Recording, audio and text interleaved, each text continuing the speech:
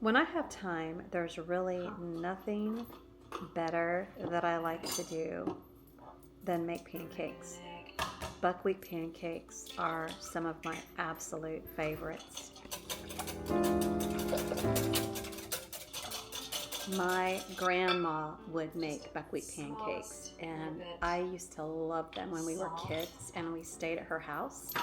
She would make buckwheat pancakes, and most of my friends never had these.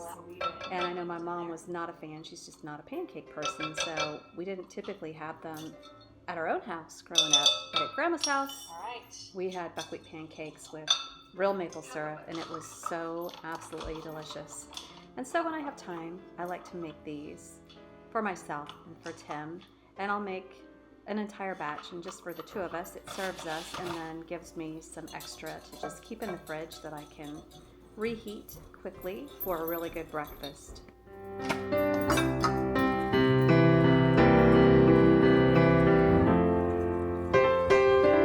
nice. That'll get slightly thicker as it lets set. I like to use a combination of olive oil and butter on my skillet. The olive oil keeps the butter from burning, and then the butter just gives those pancakes that really good buttery flavor and the crispy brown edges that everybody loves.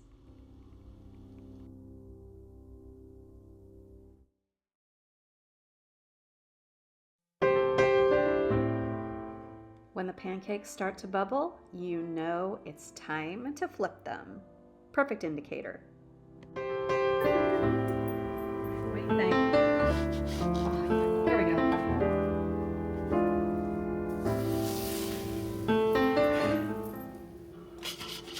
If you've never had buckwheat pancakes, they are gluten-free and they have a beautiful nutty taste that I find so deliciously intriguing. You've got to give these a try. I have this recipe on tkfoodie.com and I'll link it below.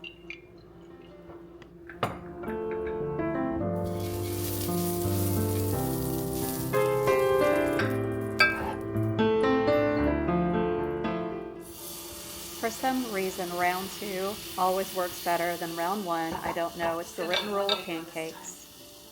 But so good. These pancakes, they're amazing. Give them a try.